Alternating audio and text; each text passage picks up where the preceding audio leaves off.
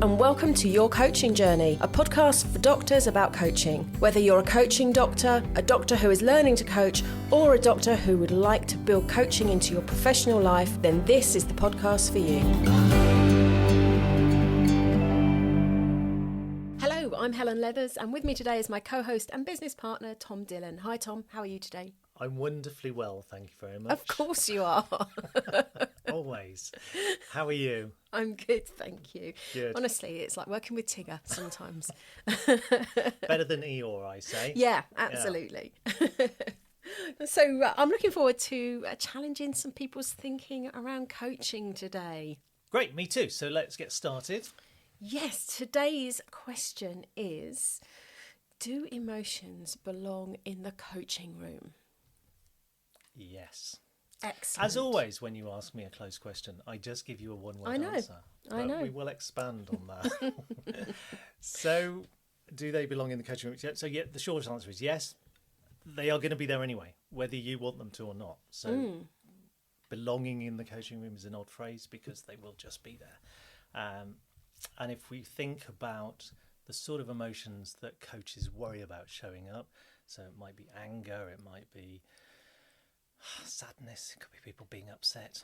So I think coaches worry a little bit about that demonstration of emotion and how they're going to handle it in the coaching room. But the emotions will be there anyway. So if we think about a colour palette, you know those paint charts that we get? Yes. If you think of a scarlet red, might be our idea of rage. That could be anger, really strong anger. But at the other end of the spectrum, we might have a rosé, which is slightly annoyed, which people might show up that you can't tell from how they look, how they behave, that they are annoyed. But when they talk to you, they say, yeah, I'm really annoyed about this, but don't really show the emotion. They just talk about it in a cognitive way, just quite a matter-of-fact way.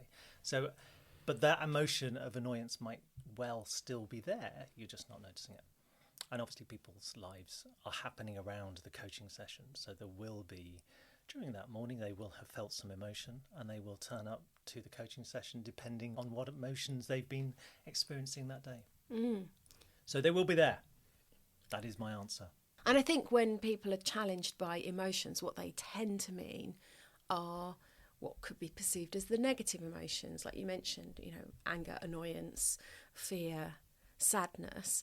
But of course, emotions are a whole spectrum of feelings, and they do include joy and happiness, and you wouldn't want those not to be around for our clients. No. So, that would be miserable. And we are going to be addressing the emotion. So if the emotion does show up in a way that's demonstrated to us, so if someone comes in saying, well, I'm really angry about this, and they clearly are, we're not going to ignore it. We're going to validate that emotion. It sounds like you're going through a really tough time. I mean, sometimes people will show up and they won't even tell you what the emotion is, but they will just be agitated and they will tell you about a difficult situation. I think in those circumstances, acknowledging that it's an emotional experience for them, but not naming the emotion is good practice. So the problem is that if you tell them what they're feeling, they might end up in an argument with you. So if you say, oh, you're clearly very upset about this. No, I'm not upset. I'm really frustrated. So then you get into a different conversation. So we want to keep them in a safe space and then validate the emotions that they're feeling. But I think the first protocol is just to recognise there's some emotion in the room if it is showing up. But going back to your early point, we are going to have that range of emotions. It is going to be a broad spectrum, and things like perhaps contentedness is an emotion. So that might be showing up. They don't have to be beaming, they don't have to be deliriously happy, but they might just be contented in the coaching room. So just recognising that emotions are going to be there.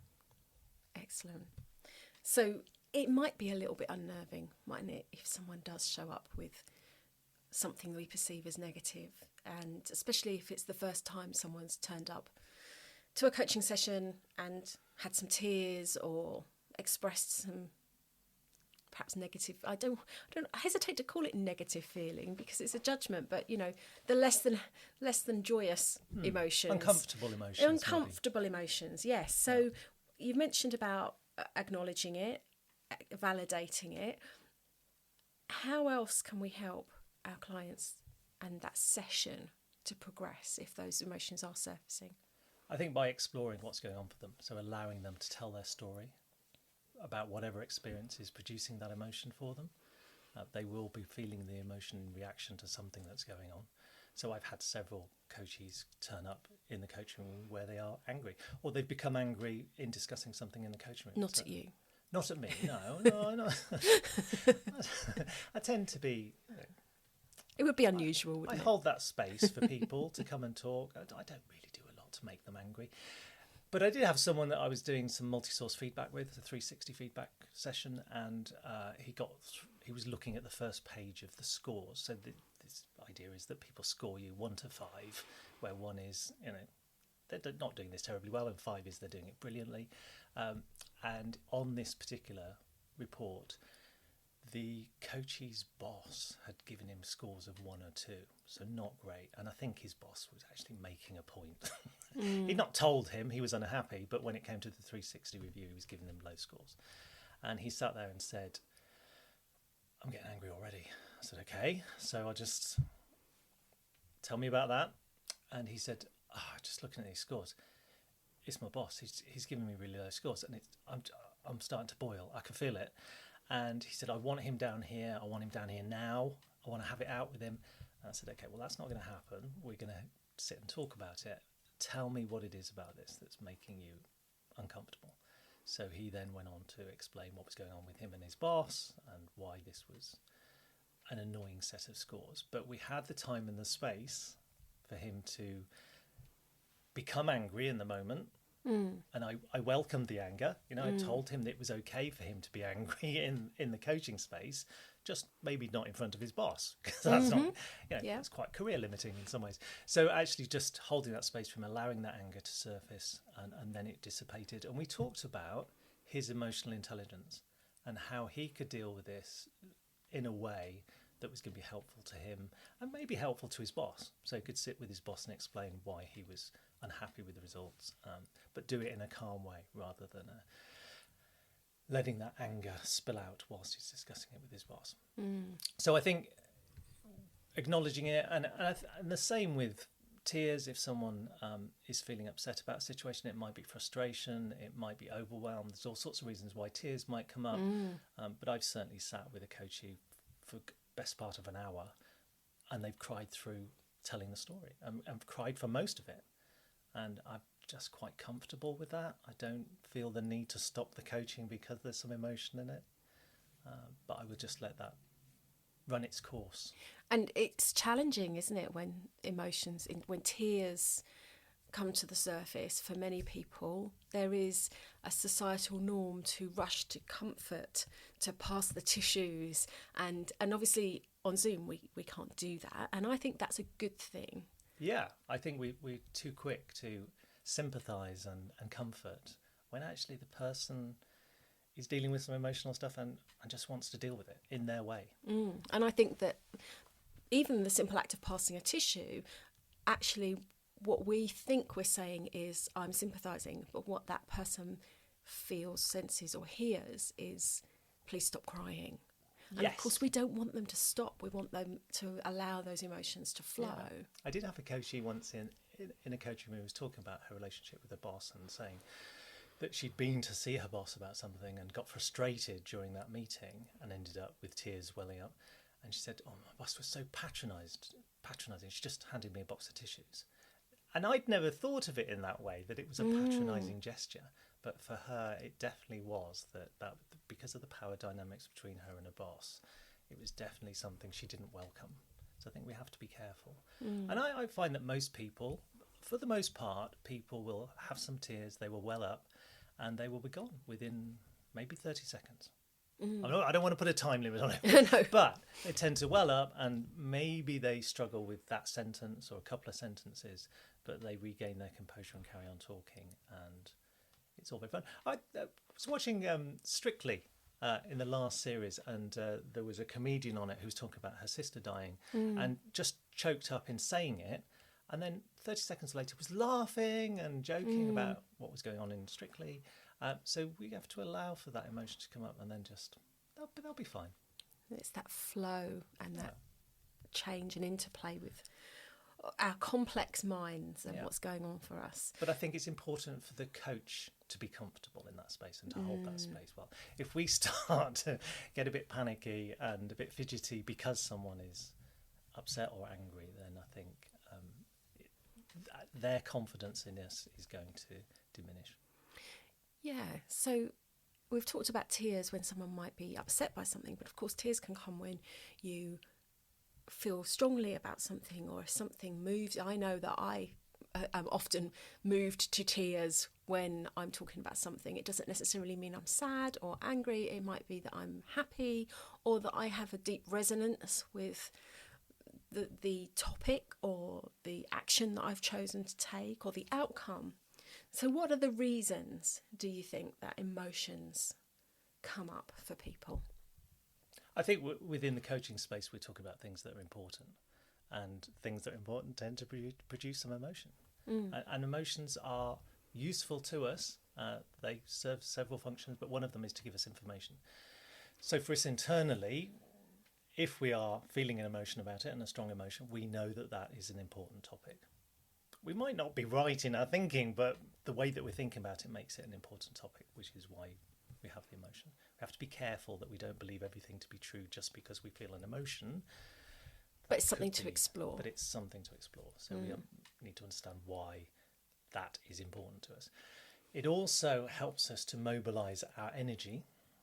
So if you think about that fight or flight response, sometimes that adrenaline rush can give us some strength and some power that we didn't know we had. You know, you hear about people doing quite miraculous things when they have that adrenaline rush.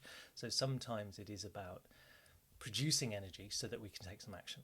And if you think about anger as an emotion that drives change for people, you know, a lot of think about George Floyd and the Black Lives Matter, people were very angry about what happened to him. So that produces some energy that then people take action over. So I think that's also a useful element to emotions. I think in terms of goal adaptation, so it can, if we're on a certain path and we become unhappy about that and we're feeling emotion about it, we might well change direction, stop pursuing a goal that's not fulfilling for us, and start to move towards something that we think is going to give us some satisfaction, some pleasure, some sense of achievement. So that's another useful area for emotions. And also in terms of communicating to others. So if someone is in the coaching room and they are demonstrably angry or upset, then we as a coach are going to notice and we're going to talk about it. But I think that's generally useful in society anyway, that when people feel an emotion, it's a signal to other people that maybe we need some support. If it's sadness, we might need some comforting.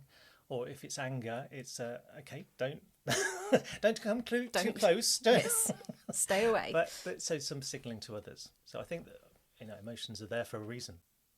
So the main reasons for emotions are to signal to ourselves that something is important, to signal to others that something is important, to adapt our goals, and also to mobilise energy.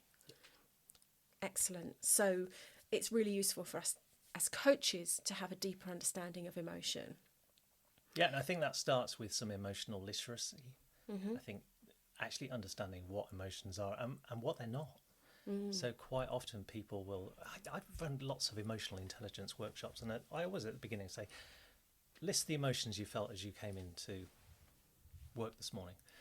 And people say tired, stressed, those sorts of words, which obviously aren't emotions. No. I mean, it's a state, so people feel it, but it's not an emotion. So I think having some understanding of what emotional words are and being able to talk around it. So, and actually being able to get underneath whatever the state is to get to an emotion.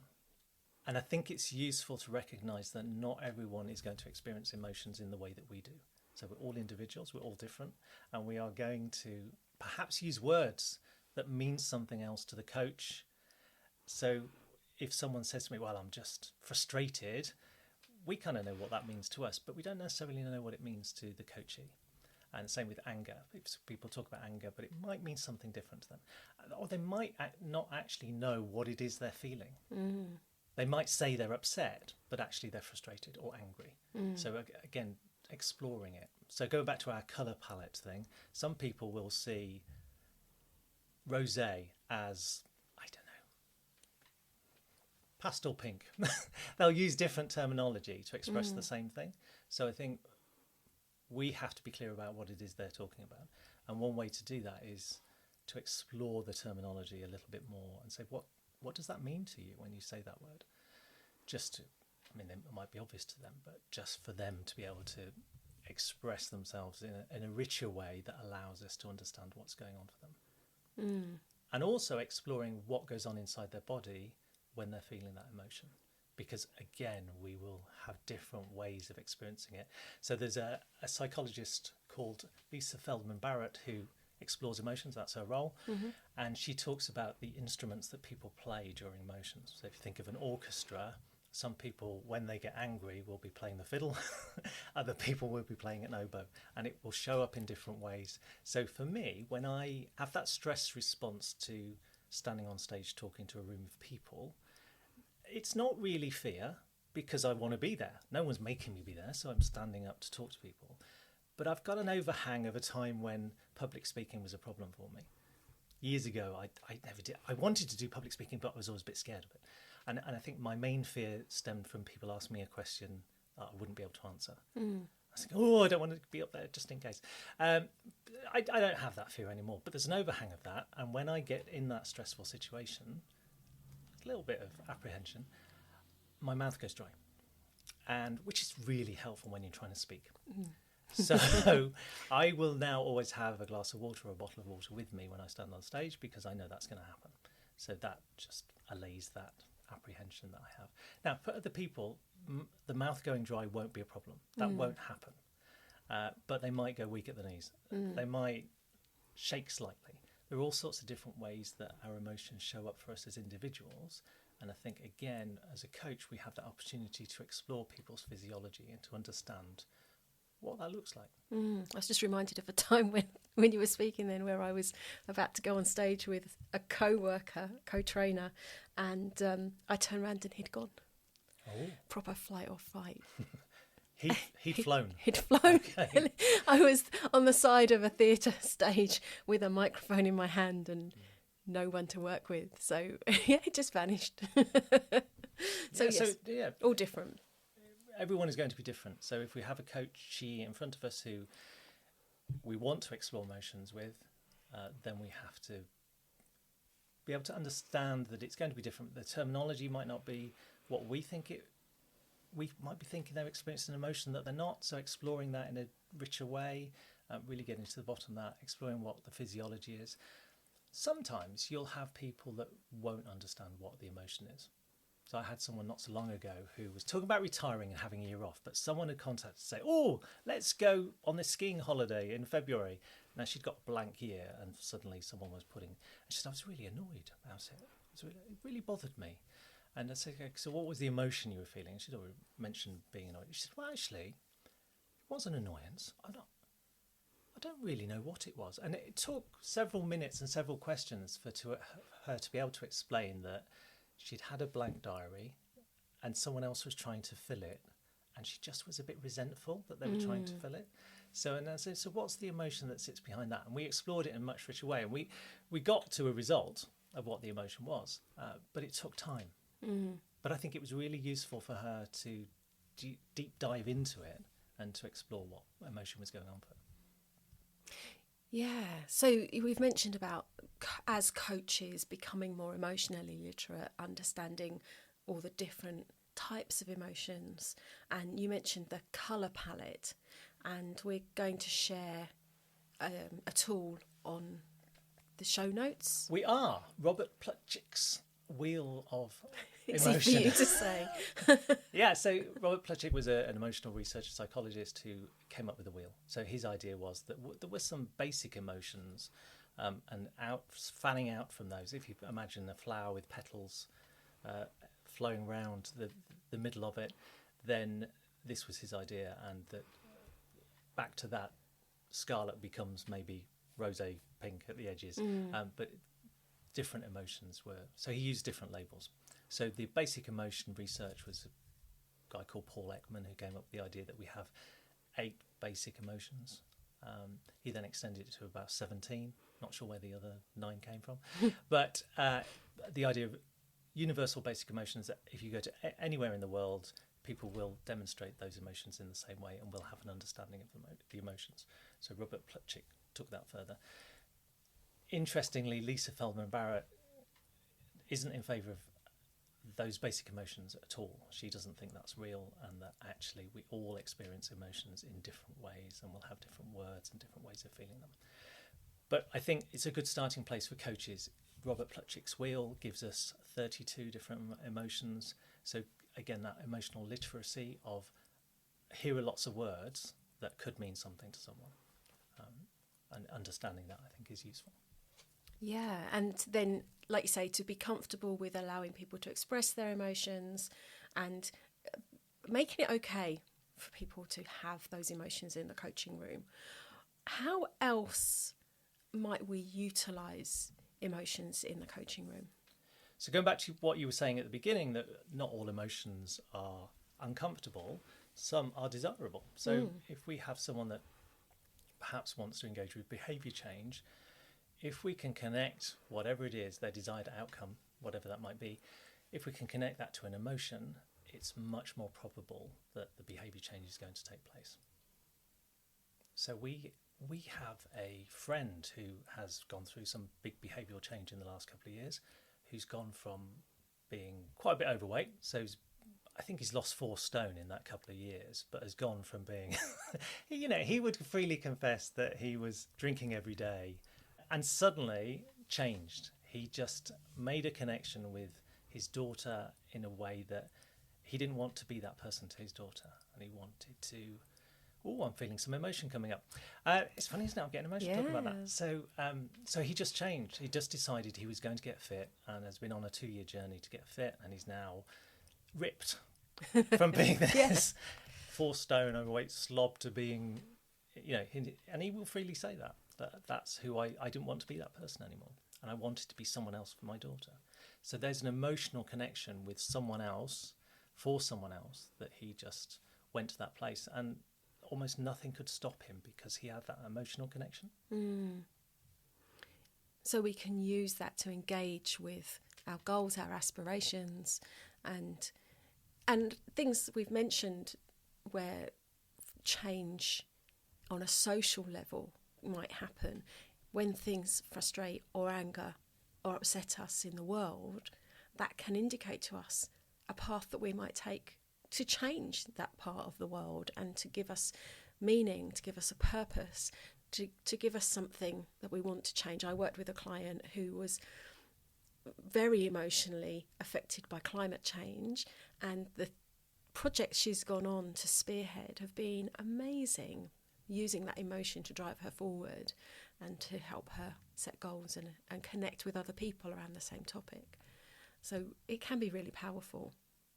So creating visions from emotions, using some of the tools that we've talked about before, perhaps. Yeah, or at least introducing the emotions into that element of visualization. So if someone has that desired outcome that they are visualizing, okay, how are you feeling in that moment? So for this guy who's lost lots of weight, you might have been at the beginning connecting with, okay, if you get to that point where you're visualizing of being a fitter, healthier version of yourself, how will you feel? And I suppose for someone who has gone on a journey and then maybe fallen off the track, so I'm thinking I've spent a year and a half getting fitter, losing weight myself, and when you have those moments where you've fallen off the wagon a bit, it's helpful to remember how it felt to be on that wagon and all the positives that came with the exercise and the feeling healthier and feeling fitter, and to want to re-engage with that. So there's a number of different ways we can use emotions there, I guess. Yeah, and just connecting with them, I think, can be really powerful. So not to be afraid of emotions in the coaching room. They absolutely do belong there because we're humans and we all experience emotions in every moment. Yes, not being afraid of them and actually welcoming the emotions into the coaching room. And I will say to people when they say, I'm really sorry, I'm getting upset, I would say, that your emotions are welcome here. I think that's a really nice phrase to use with coachees, that there is nothing, this is normal. We're talking about things that really matter, and emotions are going to come along with that. So your emotions are welcome. That sounds like a perfect way to end. Your emotions are welcome here. Very good. I've really enjoyed that conversation. I say, for a moment, I became emotional during which is... I could see, yeah. It's a good way to be talking about it. Yes, absolutely. So thank you for that conversation. Very enlightening. I hope our listeners think so too. Next time on this podcast, we will be exploring motivational interviewing as a very good way of looking. Yeah, I think most medical professionals will be aware of motivational interviewing. It is an approach that comes from the medical world. So I think that's a really interesting topic to explore on our podcast. So I shall look forward to that. Great. And in the meantime, if you would like to subscribe, give us a lovely review if you're enjoying our podcast. That would be fantastic. And we'll see you next time. Bye for now. Bye-bye.